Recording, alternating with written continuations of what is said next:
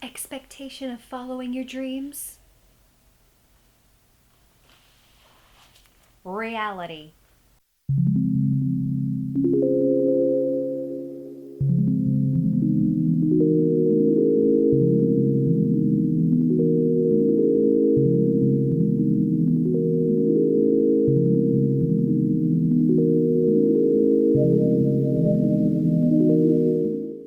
Hello, lovely friends. Good morning. Today, I wanted to talk to you about many things that I have learned in my short 3 months of following my dreams, because as you know, I recently quit my job to pursue being a full-time artist and YouTuber, and I've learned a lot in the short amount of time that I've been doing this. So here's this amount of tips that I'm gonna be sharing with you, because I don't know how many tips there's gonna be. I'm making these up at the top of my head. The first thing I've learned since exiting the world of a daytime job and entering the world of self-employment is that it's so easy to look so stupid. Being new at something means that sometimes you're not going to be as confident as you should be when you're going out and trying to make money. For example, recently, a YouTuber that I really love followed me on Twitter, which was really cool. And then he posted an ad on Twitter saying he needed a letter artist to help him design things for merch. And I jumped on that mess even though I knew that I'm more of an illustrator than a letter artist. At first, when I sent my portfolio, I looked really confident and mature. I sent it with a pitch and he responded, telling me what he wanted. And then I just kept asking more and more questions about the project and hesitating to give him a price for my own commission because I don't know what I should price myself. I often undervalue myself whenever I'm freelancing, and that's something that I need to grow out of. I think he sensed this because Lord knows that when I said the words, "Okay, great, get back to me with those quotes and I'll be able to price the labor accurately," he didn't respond. It's very likely that someone who's more experienced and actually knows what they want to price themselves right off the bat swooped in and took the project. And I can't blame them. Even though I lost an opportunity by not seeming confident enough, at least now I know that this is something I need to work on. Number 2, your favorite and most important words on your self-employment journey are going to be discipline and reinvention. Now that I'm self-employed, what I've realized is that I need to change pretty much everything about myself if I'm gonna make this work. And I'm not talking about core values and beliefs and the things that I love. I don't have to change who I am as a person inside, but what I need to change are all of my habits. I now need to become more disciplined than I've ever been before in my mind, body, and spirit. The Gaby 2 years from now is not going to be the Gaby that's sitting in front of you today. Going for your dreams often means sacrificing parts of yourself that won't be helpful for you. In my case, honestly, it's been absolutely gorgeous waking up whenever I want to with Andrew, just naturally by the light of day, hearing the birds outside, waking up next to my love. It's been beautiful, but that needs to die. Or at least like 5 days out of the week it needs to die. So this morning I tried to really be more disciplined by waking up at 6:30, going to the gym, showering, heading to my substituting gig, and then coming home to record this video. This leads me to number 3, celebrate the small victories. I'm not gonna focus on the fact that there is so much left to go. I'm gonna focus on the fact that today was a good day. And today's way better than yesterday, because let me tell you, yesterday, I walked to the gym and I saw that there was one person inside of the gym. I looked at that person and I went, no. And I walked away because I was way too afraid to work out with anyone seeing me. Today, I went inside, there were 4 people, and I stayed for 25 minutes. Good for you, girl. Good for you.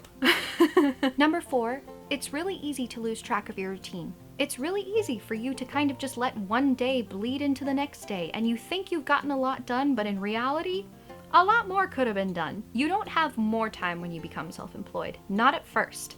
At first, you have this very long list of things that you need to get done within a certain amount of time, because if not, you're not going to build anything. Laying the foundation for what you're creating is going to take the most effort. In a year or two, when everything has been built, then you can sit back, and that's when you get your time back. But not right now. You are trucking and hustling and working harder than you've ever worked before. So it's really important that even when you're self-employed, you stick to a routine more than you did when you had a day job. I am literally talking to myself. Number 5, I've learned that no matter how badly you want something in life,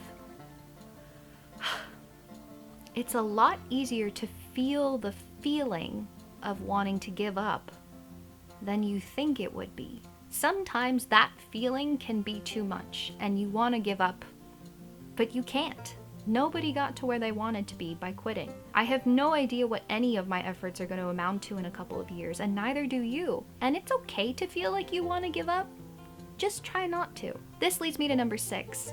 The expectation of the journey versus the reality of the journey, and the expectations versus reality of just how you feel in the process can sometimes be really, really disturbingly different. You might feel guilty for having bad days. You might feel guilty for just not being as good as you thought you'd be at something. You might feel guilty for another day passing by. It's gonna be hard for a very long time. Number 7.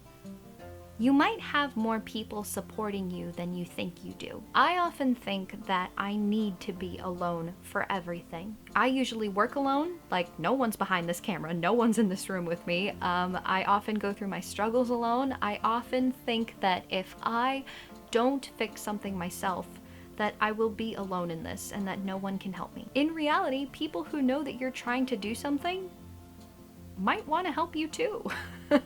My best friend was pissed at me for not asking for her help with these videos. So hi Jess, I definitely want to ask for your help for some of the videos. Sometimes you just have to let yourself ask for help. Number 8, everything is going to be really overwhelming for a long time. Especially if you're in the process of constantly reinventing the way you do things and how you think, because you're at the beginning of your journey. This month I've been trying to balance making art, making YouTube videos, building a Patreon, building an Etsy shop, building art to sell on the Etsy shop, reinventing my website, and trying to balance my life as well. I found that the best thing I can do when I feel overwhelmed is to literally write my heart out. This morning, when I woke up at 6:30, I did morning pages, which was literally just filling up page after page of bullcrap until I felt like all of the stuff in my head was put out into paper. So now I feel like I have my head on straight again. In a couple of days, it's probably going to be spinning again anyway.